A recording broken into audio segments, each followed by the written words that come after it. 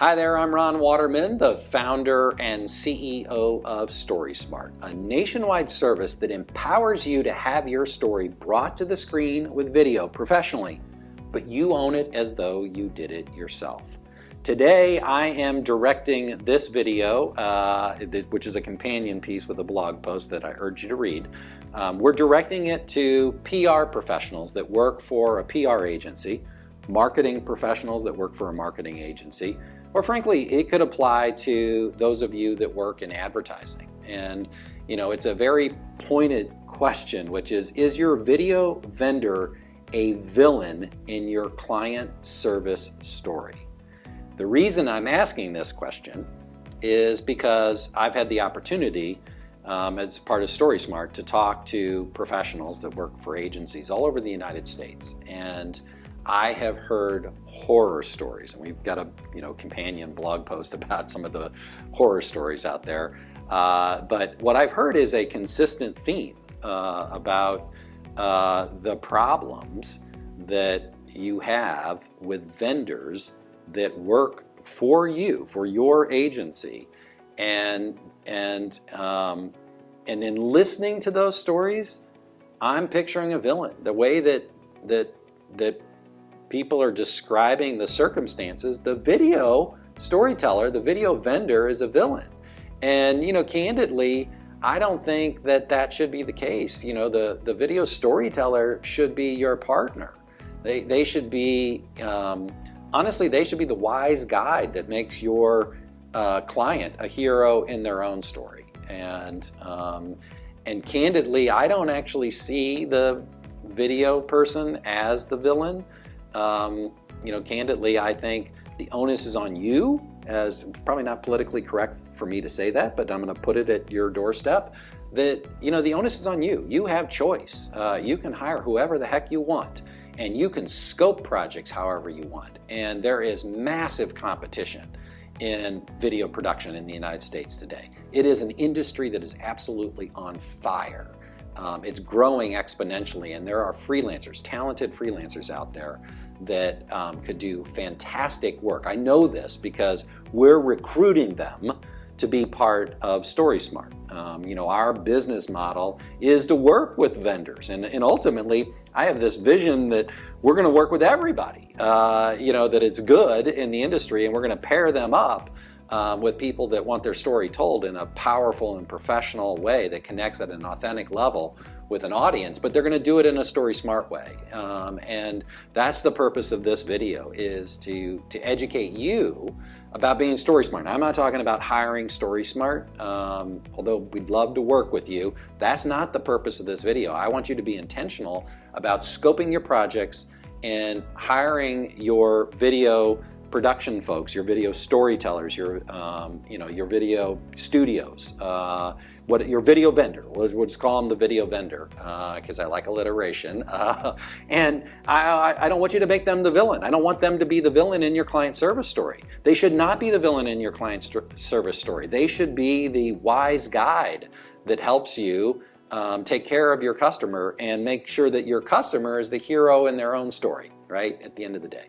So there are two things that I want you to focus on, and these are all the fine print in the agreements that you have there's three basic messages I want to convey to you. You can choose who you work with. You can work with anybody, and there are very talented people out there that can make sure that you hit a home run with your client. That's number one. So if you're not liking what you're getting from your vendor and they are a villain, then fire them.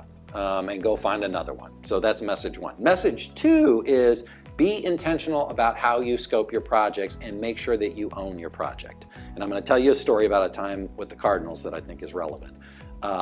You need to own the copyright on the work that you do. You need to make sure that it is a work for hire. And not only should you own the main video that you hire somebody to produce, but you should make sure that you own the raw footage because it costs money to get that, and you don't want to have to keep paying every single time you go back to your video vendor. That's where things get expensive. So, and the third message, and this is related to that, going back to them, don't nickel and dime your clients. be transparent about your budget, and don't allow your vendor to nickel and dime you. And I'm going to be specific about examples of that. A lot of, particularly the bigger production houses, will charge you for everything. It makes sense to charge you for labor, right? But they charge you for equipment. It's like, not only, like, I'll never forget, like, I thought this was an anomaly when last year, about this time of year, I was bidding a project, and I went out to half a dozen vendors here in St. Louis, some of the best names in video production in St. Louis, and I was stunned at some of the pricing that I got back. I mean, it was so inflated to begin with, but it wasn't the inflated aspect of it that bothered me. It was the fact that they were nickel and diming, meaning they would charge you for a photographer to come, and by the way, if you want the photographer to come and have a camera, here's an additional charge. And I'm like, well, what the hell?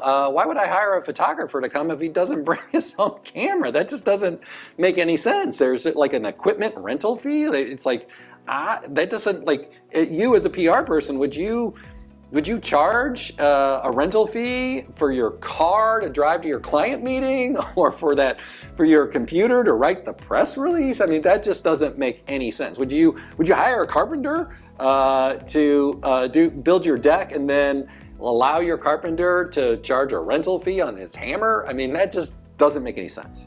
So be wise about how you scope things, and I'm pointing out sort of the absurdity of it on one end. On the other end, there has to be some reasonableness on your end. Like, if you're wanting a helicopter shot and they're going to have to rent a helicopter to get a helicopter shot, then by all means, they should charge you for that, right? Like, if you're wanting a big dolly arm or something like that, I mean, if you're wanting something extraordinary and out of the ordinary, by all means, they should be able to charge you for it.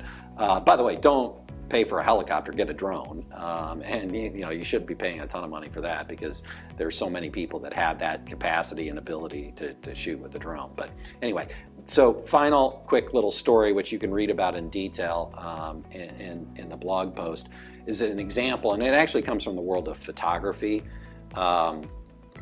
So photography, videography, really any creative service, if writing is a creative service, the person who creates the content owns the copyright on it by default under American law. So that's a given.